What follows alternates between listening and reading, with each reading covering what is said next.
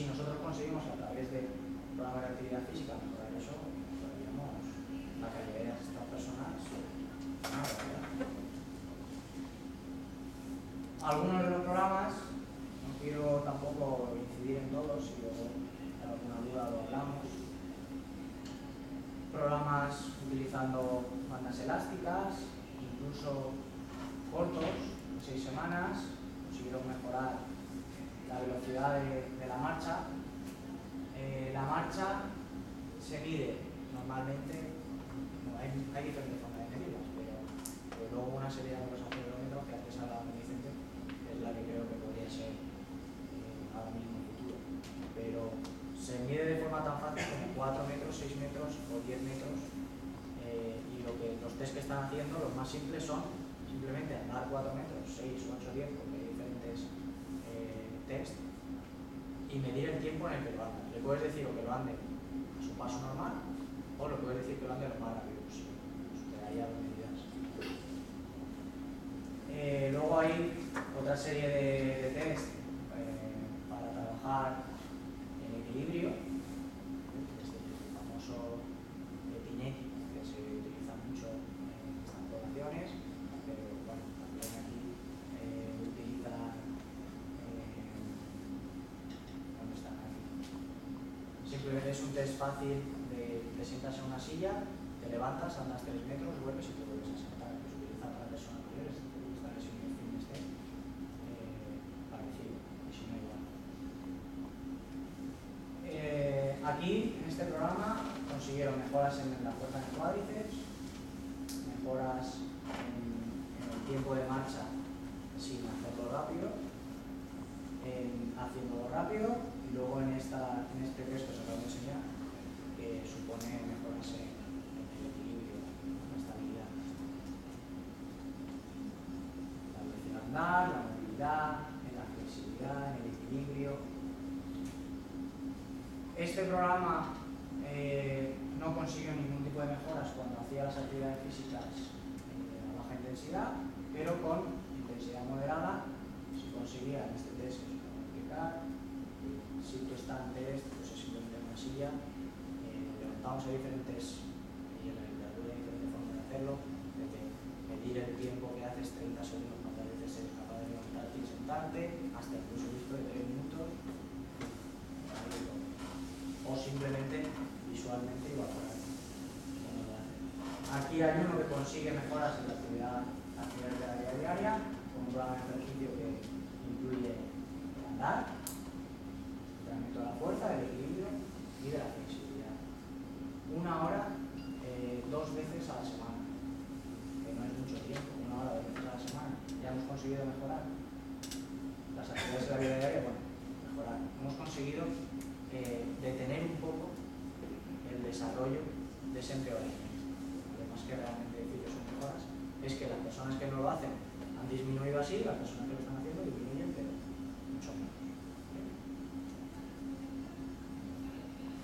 Programas de fuerza en el miembro superior, miembro inferior, movilidad, equilibrio dinámico, de resistencia, marcha. Y de nuevo aquí conseguimos mejoras en las actividades de la vida diaria. Otra forma de medir el equilibrio, balance scale. Este estudio incluía a personas con demencia y sin demencia. Lo interesante de este estudio, que así yo creo que se puede, de forma intuitiva lo podríamos pensar, pero esta cosa hay que demostrarla, y es que el programa tuvo efectos beneficiosos de la misma forma para personas con demencia que para personas sin demencia. Consiguieron mejorar el equilibrio del programa en los dos tipos de poblaciones. Los síntomas neuropsiquiátricos. Consiguen reducir la depresión. Se estudia sobre todo el mecanismo de la serotonina. Mejora del estado de ánimo. Mejoras en el comportamiento. Disminución de la agresividad, la pasividad, la agitación. Parece ser que esto se explica un efecto positivo del ejercicio físico sobre la amígdala del cortexo. Esto está todavía con pinzas.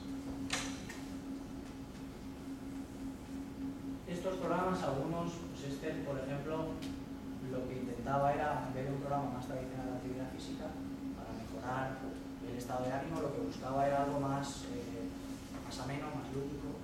Yo creo que eso tiene mucho interés y creo que hay que ponerlo en marcha el programa de actividad física. Tenemos que conseguir que sea lo más ameno posible, no solo para mejorar la adherencia al ejercicio, que es un tema que todos sabemos que es muy importante, sino porque también si una persona lo disfruta parece que los beneficios son mayores. Y entonces hay diferentes estrategias que se pueden usar.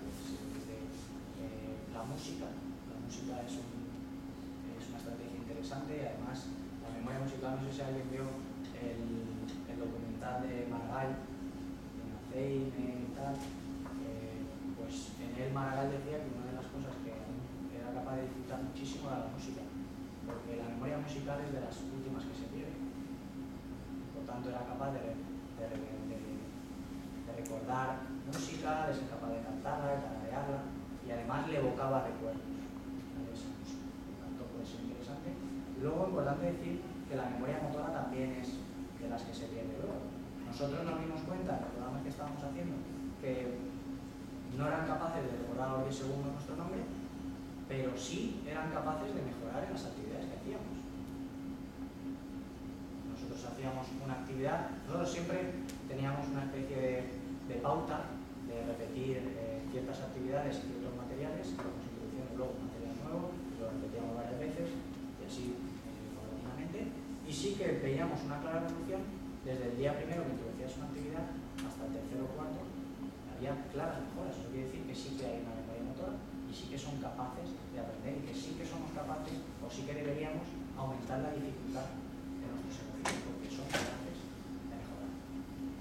A veces, esto para esta población y para muchas que son así especiales, las limitaciones las ponemos nosotros mismos.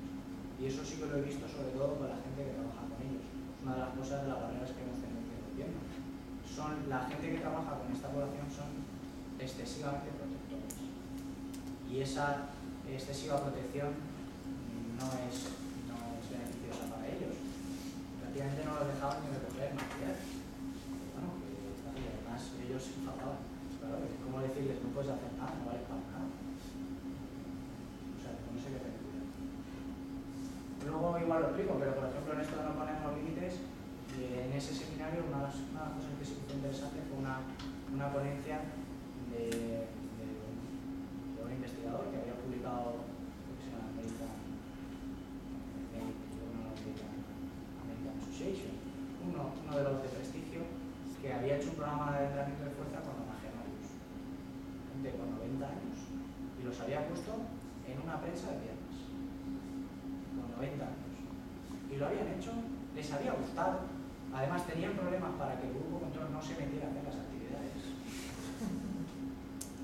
Y habían mejorado la fuerza en el cuádriceps y habían mejorado la marcha. O sea que a veces los límites nos los ponemos nosotros, ¿no? Yo, lo primero que le llevo la prensa. Pues sí, si lo haces con cuidado, lo haces bien, lo presentas bien y tratas bien a la gente, pues a veces te llevas sorpresas. Desde luego, en todos los sitios donde hemos estado, no solo con Alzheimer, sino con el programa que tenemos en marcha ahora mismo con esquizofrénicos, la gente que trabaja con ellos siempre se lleva sorpresas. Porque ellos ya les han puesto los límites, no, esto no. Nosotros les hablábamos de, no, es que vamos a hacer esta actividad y bueno, es tal, y es de mucho contacto, y es muy social, no sé qué. Ya, no, eso no puede que funcione, porque ellos tienen problemas de afectividad, les cuesta mucho el contacto físico, pues no hay abrazos en el programa. Casi todos los días y les encanta. Le ponemos más limitaciones de las que vemos. Bueno, pasando un poco. Beneficios cognitivos. Mejoras en la función ejecutiva para personas con deterioro cognitivo leve, mejoras en la atención visual, para personas con demencia, una ralentización del deterioro cognitivo y mejoras en la atención y la memoria visual. Algunos son programas. Este es un programa, tiene una web que está explicado. Este programa debe estar todavía en marcha. Lo lleva, es una profesora de Estados Unidos que lo ha montado con sus alumnos y los alumnos son los que van llevando los programas y lo tienen en marcha muchos años y es muy interesante los objetivos, los resultados que va obteniendo. Lo cual quiere decir que no hace falta grandes cosas. Igual nosotros desde las universidades podemos poner en marcha programas y tener mucho éxito.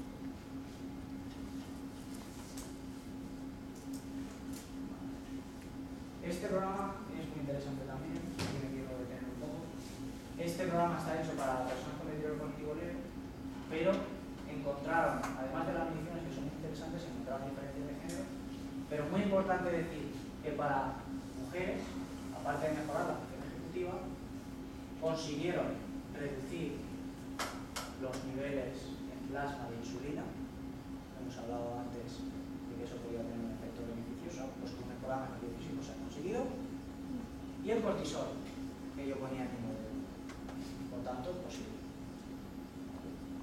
Hoy, ayer recibí un email, no voy a contar mucho la historia, pero de una persona que pide el cortisol, que nos iba a hacer alguno de los análisis, respondía diciendo que por la actividad física no se va a reducir el nivel de cortisol. Le voy a responder enviando este artículo. Y lo curioso es que para hombres esto no se produjo, pero se produjo un aumento en el factor de crecimiento isogénico tipo 1, que es también de la familia de los factores neurotróficos, que por tanto también produce mejoras interesantes. También hay que decir lo malo, no lo tendría que haber puesto aquí, pero lo malo de este estudio es que aquí no consiguieron mejoras en las placas amiloideas en la mano. Eso no hubo ningún tipo de reducción. La atención, la memoria visual, la capacidad del trabajo de memoria, la visual. Bueno, consideraciones prácticas se lleva a cabo.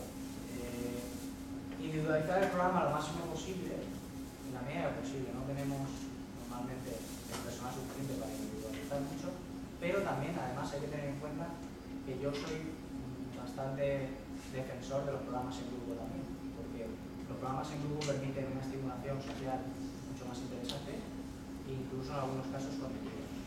Si hemos dicho que la estimulación social y la cognitiva son factores importantes, pues podemos pensar que el ejercicio en grupo puede ser interesante.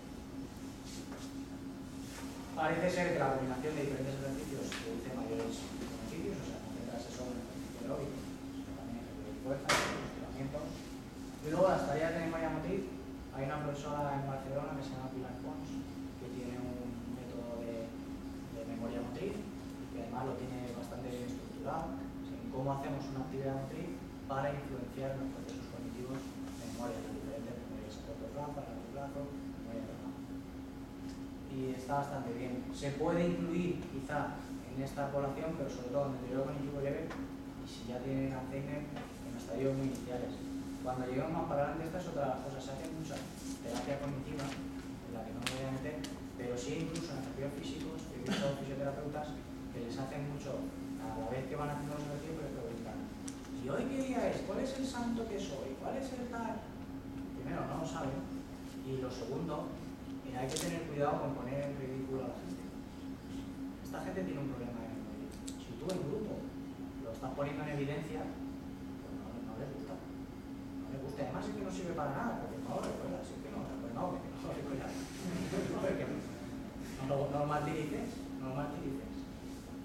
¿Vale? O sea que hay que tener cuidado con cómo planteamos esas tareas. ¿Vale? Yo soy partidario de que sea lo más lúdico posible, que lo disfruten lo máximo posible, porque ya para mí ese sería un objetivo en sí mismo.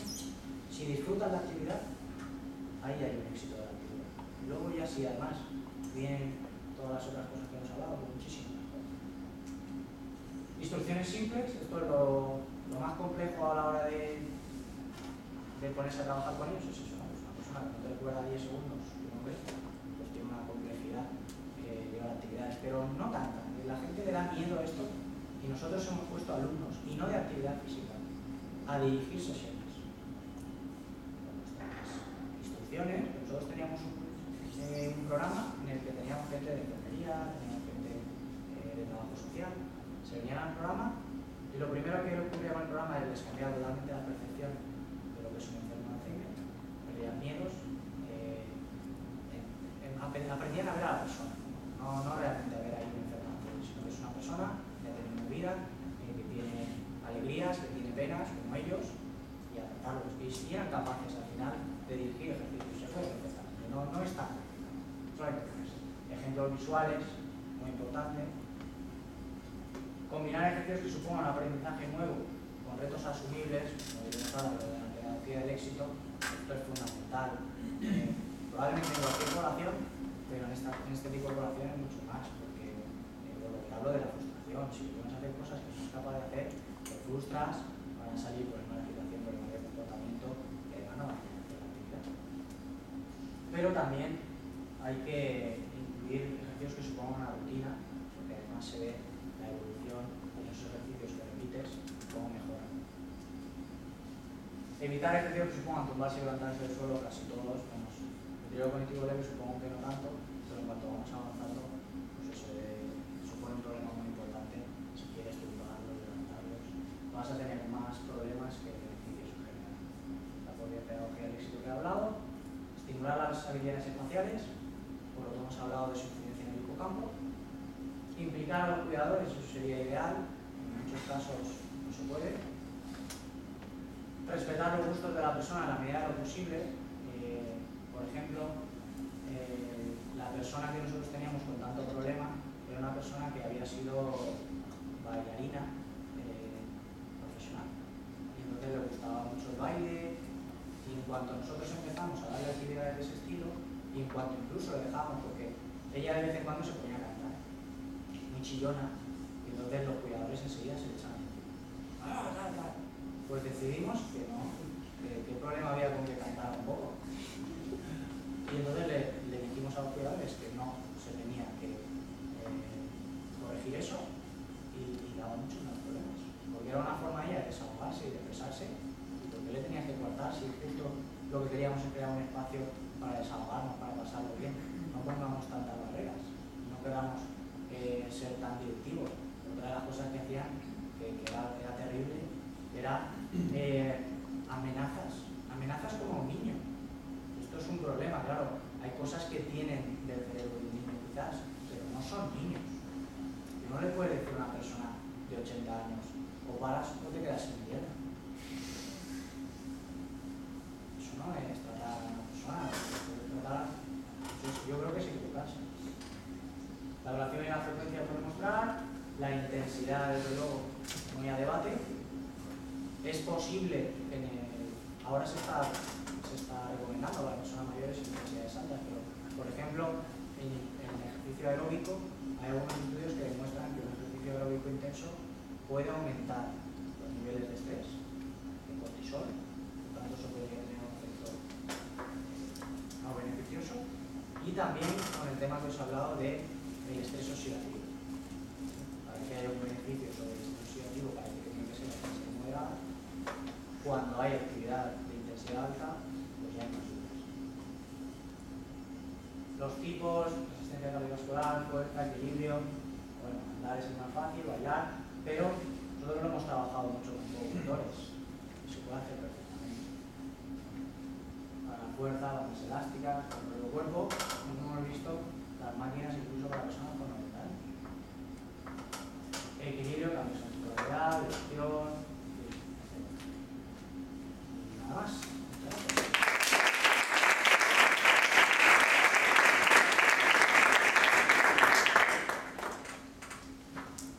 ¿Alguna pregunta?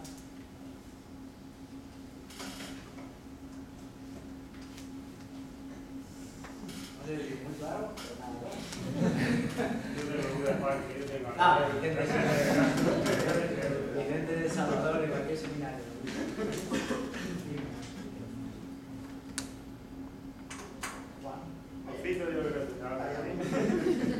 ¿Hay algún modelo, algún trabajo, como has dicho, el tema de la analogía de los del banco, de cuánto inviertes en cuanto a actividad física? Sí. ¿Tiene alguna recomendación de cuándo empezar esa actividad física? No hay nada. El sentido común dice que cuanto antes mejor, pero no hay ningún estudio que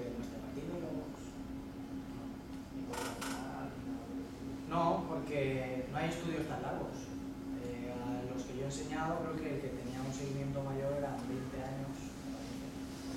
Claro, tenía que empezar a hacer a qué edad. Tendrían que ser estudios de 50, 60, 70, 80.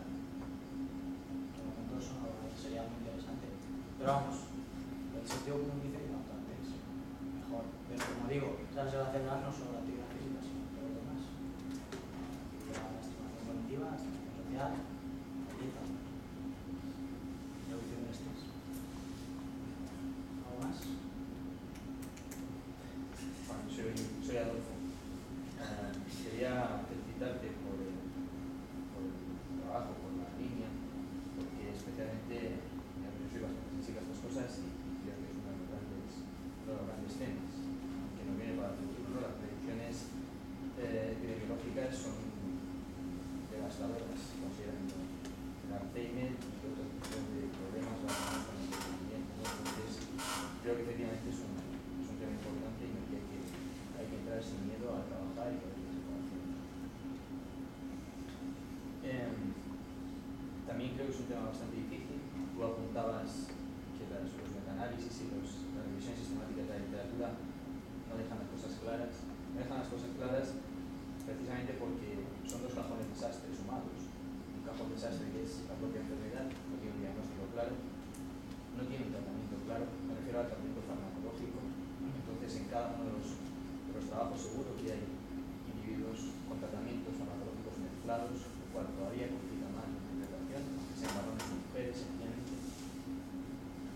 También es un cajón desastre la medición de la actividad física en ellos. Entonces, son dos campos mezclados y que va a ser bastante difícil de poder segregar el uno del otro y poder llegar a una conclusión clara. Eso creo que va a ser una limitación importante y un desafío importante en este ámbito, en este campo. ¿Cómo conseguir llegar a un modelo que realmente permita hacer una afirmación, una función causal al ejercicio en esas situaciones? Después, respecto a lo que decíais de la reserva cerebral, reserva cognitiva, yo no sé si conoces algún trabajo que pueda relacionar la evolución de la enfermedad con, digamos, un mecanismo que es relativamente poco conocido y reciente en la literatura, pero que ha valido el último premio Príncipe de Asturias a Arturo Aureguín, y es el fenómeno de proliferación neuronal, digamos, en el cerebro adulto. Hasta hace nada, desde Cajal, se consideraba que el cerebro adulto, una vez configurado, ya no tenía reposición de neuronas. Sin embargo, ahora se sabe que existen zonas en concreto alrededor del tercer ventrículo que producen neurogénesis en el individuo adulto y, por lo tanto, para una determinada pérdida neuronal propia de la edad o propia de la patología, pues pueden permitir la reposición, al menos en parte, de estas neuronas perdidas. Casualmente, los primeros trabajos que se hicieron con esto son en memoria musical, canarios, no recuerdo mal. Es decir, parece que puede haber una cierta correlación de algo que se ve muy básico con algunas observaciones de las que tú has comentado. No sé si quieres comentar algo así, pero si sigo yo. Bueno, no, el tema de la neurogénesis es un tema, quizás lo debería haber explicado mejor. Desde luego, antes efectivamente se consideraba que cuando uno llegaba a una edad adulta, pues bueno, básicamente se consideraba que no podía ni aprender nada nuevo, porque no se producía ya ningún tipo de nacimiento de nuevas neuronas. Se ha demostrado que sí, y se ha demostrado que la actividad física favorece esa neurogénesis, sobre todo en algún área específica, por ejemplo en el giro dental del hipocampo. Sí que se está produciendo. Lo que no se está todavía estudiando de forma sistemática es cómo se produce eso a lo largo del desarrollo de la enfermedad. Eso todavía no se ha estudiado, que yo sepa. Y sería muy interesante ver cómo a lo largo de la enfermedad, en función de la estimulación que tiene cada uno, cómo se va produciendo o dejando de producir ese proceso. No puedo decir mucho más.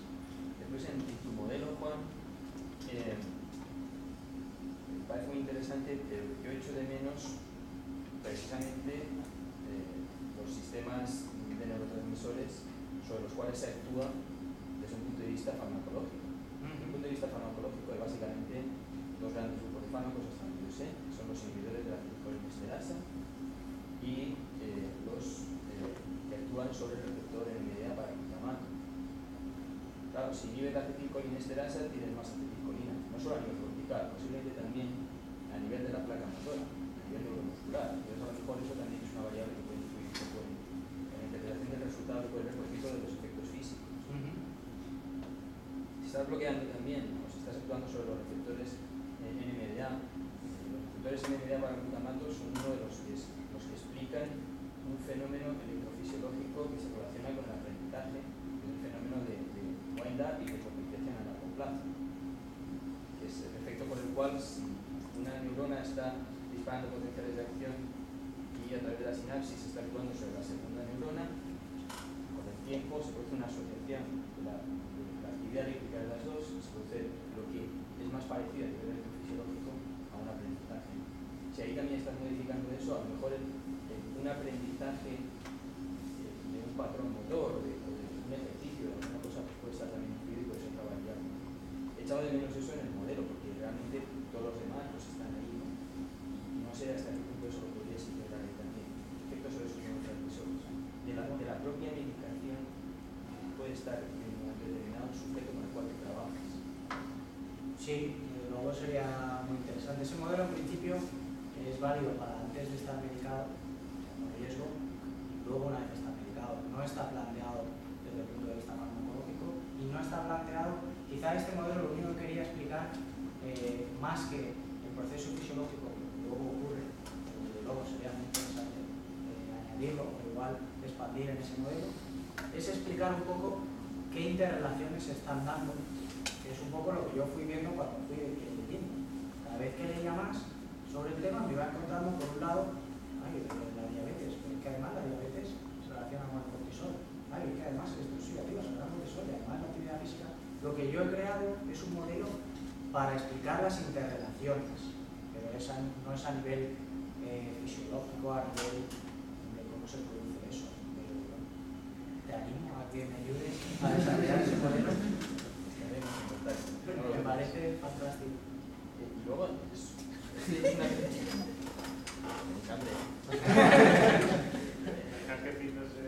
no, esto es más una no, en serio, es más una reflexión que la dejo muy abierta porque son siempre cosas que tienen parcialmente una superposición que uno no termina de verla clara hasta que no empieza a ver cosas que la gente está contando. O sea, realmente en el Alzheimer lo que consideramos es que se pierde la memoria. Aquí el recuerdo que está ya guardado. ¿Tú dirías que estos sujetos con los que tú has trabajado aprenden? ¿Aprenden de forma motora? Sí. Con los que yo he trabajado, ¿aprenden a nivel cognitivo? Muy poquito. Muy poquito. Lo que no se pierde, en realidad, no son los recuerdos guardados. En realidad, lo que primero se pierde son los nuevos recuerdos. Por tanto, a eso me refería, es decir, cuando tú un sujeto lo sometes ahora a un programa de actividad física y a que tenga que hacer, digamos, una ejercicio de motor, digamos, hasta qué papel puede jugar la memoria a corto plazo un rol en ese aprendizaje. A ver si me explico. Y luego, otro aspecto que tú también has mencionado es que parece mejorar su capacidad de atención. Realmente, cuando uno está en una situación de estrés, una de las cosas que disminuye es la atención. Realmente tiene pensamientos dispersos, etcétera, etcétera, menos poder centrar su atención, pues tiene todo. Entonces parece que son fenómenos que están medio relacionados, y no sé cómo, desde luego. Por eso te decía que es una especie de divulgación mental, ¿no? No sé cómo, pero parece que la falta de atención puede afectar al aprendizaje, el aprendizaje necesita la memoria o no para poderse consolidar. ¿Sabes? Entonces, sí.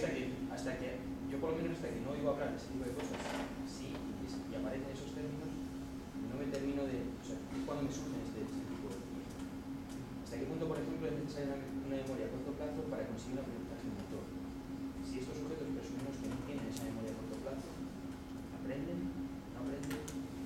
lo que ocurre es que esa memoria a corto plazo, en cuanto a la memoria motora, está en diferentes partes del cerebro que la memoria a corto plazo de que le diga mi nombre. Están en partes diferentes y se ven afectadas de forma diferente. Y se ve afectada de forma más tardía esa memoria motora. Entonces, aunque no sean capaces de recordar el nombre, sí aprenden motoramente. Luego ya exactamente cómo eso, ese engranaje, pues, sinceramente, pero de nuevo le invito a que investigue sobre el tema, que me parece fascinante. ¿Algo más? Todo el mundo se mueve a ver. ¡Vicente! Antes de que Vicente se pues si no sé que ya. Bueno, me parece muy interesante lo que haces y realmente es una cosa que comparto ciertas cuestiones parecidas, ¿no? Porque trabajo también con tecnologías y hay una cuestión que me ha parecido muy curiosa, ¿no? Todos los trabajos que has presentado, la mayoría de ellos, o un gran número, me ha parecido que como equilibrio, con una capacidad importante para la vida de las actividades de la vida diaria, como de la marcha, pues se presentan, igual que comentas, que dificultades para recibir actividad física, con intensidad, frecuencia. Yo he detectado, por lo visto, hay mucha incertidumbre en el tema de las mediciones, ¿no? Si el equilibrio, por ejemplo, no sorprendió mucho, lo he comentado como hay mediciones en muchos artículos que están bien publicados recientemente, no sé qué opinión te merece, pero son mediciones, por ejemplo, lo que has comentado de levantarse durante 30 segundos o 3 minutos, no sé qué relación guarda eso con el equilibrio. Bueno, ese es más una medición de la fuerza de tren. Pero sí el de levantarte, ir de 3 metros, dar la vuelta y sentarte, ahí sí que la estabilidad. Y cuando trabajas con este tipo de personal lo ves. ¿Por qué? Porque es que se puede, o sea, el que haga esa línea recta y ve la vuelta y se siente, para algunas personas eso ya es un...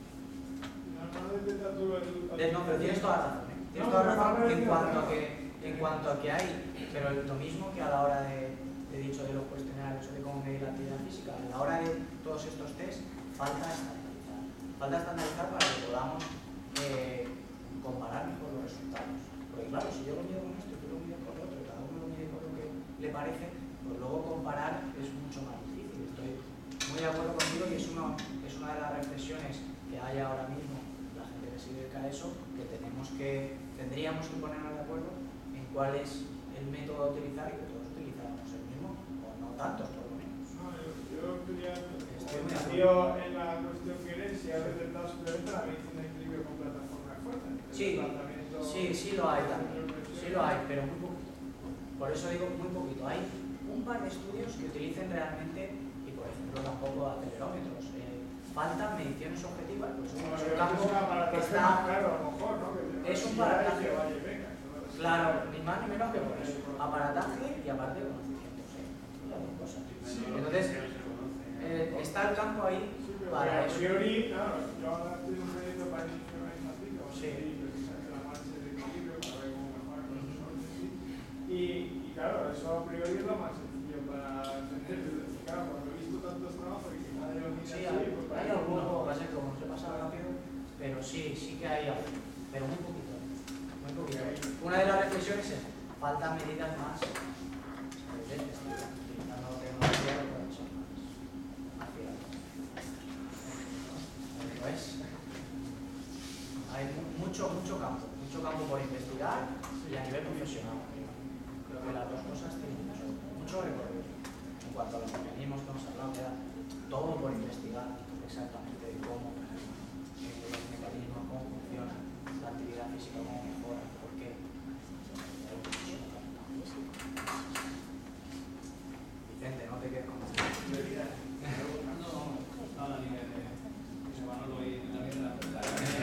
No lo digo porque yo en cualquier momento se lo puedo preguntar, o sea que mientras que haya gente yo no voy a preguntar, que ya tanto se ha preguntado.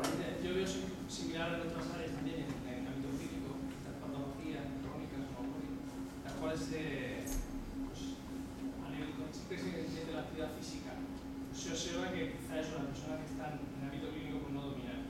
Tampoco dominan a veces incluso elementos ya no de diagnóstico clínico, sino más de instalación física. Claro. Entonces, igual que he comentado de la marcha, de equilibrio, hay formas de forma objetiva de determinar variaciones en esos patrones que no se utilizan. Igual que la carga de entrenamiento, ahí vemos que no hay una, no parece que haya unos parámetros claros, sino que uno hace una cosa, otro hace otra, una serie de ejercicios, otro.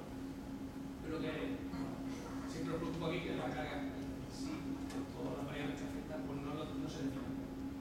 Luego, claro, los efectos que se producen a que se deben.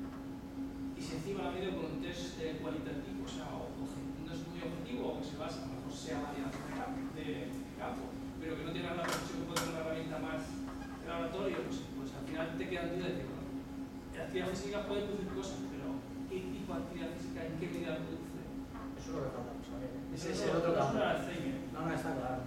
Pero aquí, sobre todo, porque como es tan nuevo, entre comillas, el campo, pues todo ese tema de intensidad, de duración, Sí, porque la verdad es que si tú estás manejando variables que son totalmente objetivas, hace falta mejorar los sistemas. Es decir, si hay aceleradores, si hay patas más de suelta, pues ahí hay un vacío tremendo. Hay vacíos grandes. Una cosa es que esté valorando otro tipo de beneficios, que no pueden medir una que otra. No, pero es así, es lo que es objetivo es objetivo, ¿verdad? Y no tiene razón. Tienes toda la razón, y además también hay cabida de estudio cualitativo.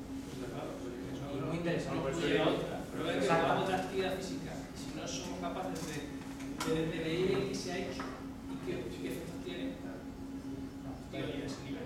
El movimiento, aceleraciones de velocidades. La actividad física, bueno, me quedo sin. No, ya, además, No todo el nivel de actividad física va a ser bueno, es posible que hace un nivel de actividad física determinado, la intensidad no sea bueno. O sea, que no busca las mejoras que puede ser, eso puede ser. Puede ser incluso perjudicial. Tiempo, Todavía no se igual sabe. que con otro tipo de cosas. No se sabe. El problema es determinar eso, si no se mide bien, si no se. Entonces ahí obviamente lo que hace falta es más avanzado, gente de nuestro ámbito, gente que maneje igual, información o tecnología de entrenamiento, pues que se mete en ese tipo de campo. Como obviamente trabajadores con el ámbito clínico. Bueno, eso sin duda. Si no, no se puede. No se puede. Primero, porque ahora no tienes acceso a la población, pero segundo, además, necesitas a alguien para que sea un buen estudio. Que, pues, por ejemplo, ahora yo trabajo en un hospital de San Miguel. Necesito a neuropsicólogo que me pase todo este psicológico, todo eso, y a la selección. Eso es imposible sin ellos. Imposible. Y además, es que no tiene por qué ser sin ellos, es que es mucho mejor. Bueno, yo primero quería felicitarte por el trabajo que haces y por el rigor que tienes, ¿no? Nada más hay que ver las publicaciones que estás teniendo que demuestran que eres un profesional de calidad, ¿no? Además, a mí me gusta mucho todo este tipo de intervenciones con patologías, ¿no? Con cualquier tipo de patología. Estoy especialmente interesado en abrir un poco este campo para los profesionales de la ciencia de la actividad física y el deporte. Yo cuando hablo con mis alumnos muchas veces de las salidas que tenemos, todo el tema de la salud no se lo terminan de creer, porque bueno, realmente es un tema que todavía no está muy extendido. Tú que ya has trabajado en el ámbito sanitario, ¿qué visión crees que tiene la gente de este ámbito de nosotros? No sé si has trabajado en algún tipo de subvención o lo hacemos ahora por amor al arte porque nos interesa para la investigación. ¿Cómo es esa línea y si podríamos incorporarnos de alguna manera ahí? Vale, sí, eso es un tema que a mí de luego me interesa mucho. Yo ya he trabajado en el ámbito de la salud, en la clínica veterinaria de neurociencias. O sea, yo estaba contratado, me pagaban un sueldo decente. Y ya hay algún puesto de trabajo en ese campo. Muchos no, mínimos, poquísimos. ¿Por qué? Por varias razones. Razón 1, y poco a poco lo vamos superando, pero razón 1 ha sido porque no se le ha dado la importancia que tiene. ¿Vale? Hace muchos años no se le daba la importancia a la actividad física que se le da ahora. Poco a poco se le ha ido dando, ahora tú ya no hablas con ningún médico, no habrá ningún médico, bueno, algunos hay todavía, el otro día hablando yo con uno en el seminario me decía, no sé yo, cuando ya avanzado un poco yo creo que esto es malo. Pero bueno, aún así, prácticamente todos los médicos te dicen que la actividad física es buena. Porque todos los que están en el ámbito clínico entienden eso. Ahora, lo que todavía no acaban de entender, el paso que hay que dar falta un profesional para que esa actividad física sea realmente lo saludable y lo adecuada que queremos, que no es salir al patio. Ese es el problema, lo que falta, el paso que falta por dar, concienciar a la población médica, digamos, de que hace falta profesionales cualificados. ¿Cómo se consigue? Yo personalmente concienciando, pero sobre todo haciendo programas que funcionen. Yo os digo que la percepción cambia en cuanto te ven trabajando. Porque además lo que ocurre es que cuando ven los beneficios, no de los estudios, los beneficios de esa persona, la ves mejor, porque la ves día a día y de repente ves que va con ilusión a ese programa, ves que sale con otra cara del programa. Si te pasa el programa, le ves que se ríe, le ves que disfruta. Cuando empiezan a ver eso, cambia la percepción. Y en todos los centros donde hemos ido, nos han considerado muy bien. Ahora falta ya el paso siguiente, que es conseguir dinero para que contraten a una persona que se dedique a eso. Ahora mismo en el hospital, en el psiquiátrico de Santa Paz, la semana pasada, el enfermero con el que más trabajo, que es una persona fantástica que se ha volcado con nosotros, ha conseguido que la actividad física vaya a ser uno de los talleres troncales de ese centro. Ya solo falta que contraten a alguien, pero bueno, se están dando pasos. Se están dando pasos, pero también es porque la gente no se mueve. La gente no se mueve a conseguir eso. Y ese campo, como no nos movamos, se lo van a quedar otros. Se lo van a quedar los fisioterapeutas, se lo van a quedar los terapeutas ocupacionales, se lo van a quedar los enfermeros. Esa es la gente que está haciendo, porque van a actividad física en casi todos lados. Pero ¿quién lo hace? El celador, el enfermero, el terapeuta ocupacional. Y cuando vas allí y haces otra cosa, se quedan a platos. Yo doy cursos de formación en ese psiquiátrico a los profesionales que trabajan allí. Miran como si les hablara en chino, pero les encanta. Les encanta y les gustaría tener más formación. Pero claro, a mí me gustaría, está muy bien que les dé cursos de formación a ellos, pero lo que querría es que nuestros alumnos fueran los que vayan allí. Pero bueno, poco a poco. En esa línea, mi novia es psicóloga y ha trabajado en centro de rehabilitación con esquizofrenia y demás, y bueno, me comentaba que los que hacían en la actividad física, los terapeutas ocupacionales, claro, yo escuchaba eso y digo, pues nada, aparte. Bueno, y alguno habrá que se ha interesado y lo puede hacer bien, pero muchos muy limitados. La gente en este campo está muy poco formada y vamos, se debe a eso. Echar a la gente por ahí a moverse o a dar un paseo y echar como de todos, ¿no? Tarea de todos.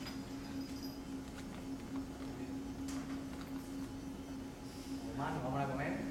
Yo creo que aquí me va a ir todo lo de la ley y eso.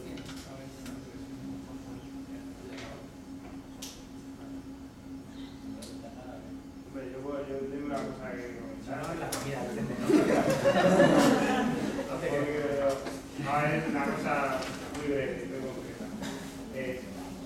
Que habrá llamado mucho la atención una cosa que has dicho relativo a cómo se considera a las personas que tienen una enfermedad mental. Antiguamente podía ser endemoniado. Podía ser no, era tal.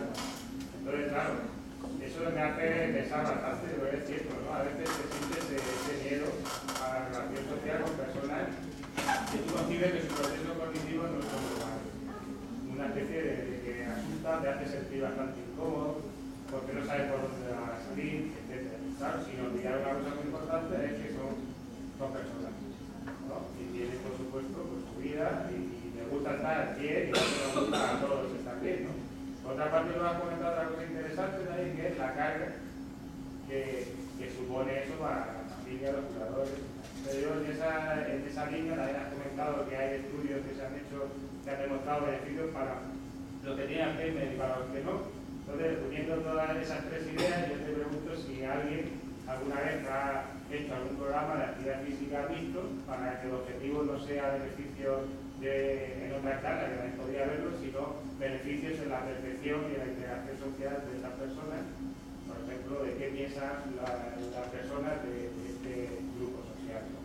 O si puede mejorar un programa de actividad física la percepción que tienen los demás de estas personas y en consecuencia enseñar cómo actuar ante ellos y pueden mejorar su integración. Me alegro de que me hagas esa pregunta. No. Sí, pues efectivamente nosotros hacemos eso.